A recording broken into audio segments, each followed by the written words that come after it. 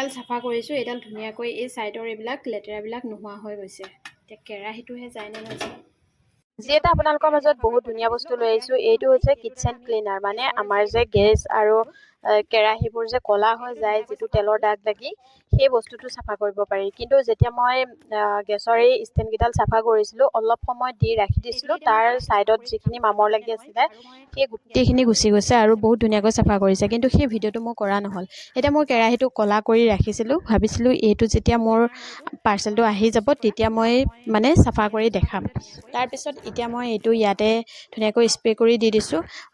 আৰু স্প্ৰে কৰি লগতে যদি আমি ধুই দিওঁ তেনেহ'লে চাফা কেতিয়াও নহয়। ঘণ্টামান স্প্ৰে কৰি ৰাখিলে তাৰপিছত কি হয়, ধুনীয়াকৈ এই ওপৰৰ মামৰবিলাক গুচি যায়। কিন্তু মই মানে বেছি সময় নাৰাখিলোঁ, মাত্ৰ 5 মিনিট বা 10 মিনিট ৰখাৰ বাবে মোৰ গোটেইখিনি গুচি নগ'ল। কিন্তু ওপৰৰ যিটো ক'লা ক'লা ৰঙা ৰঙা এটা চামনি নিচিনা ধৰি আছে, সেই বস্তুটো অকণমান উঠিব লৈছে।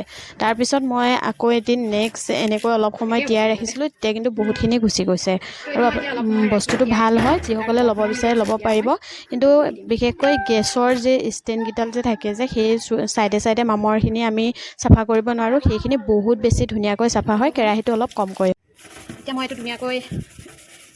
এইটো একদম পূৰা ঘঁহি দিছোঁ, চাওক কিমানখিনি মানে বগা হয়।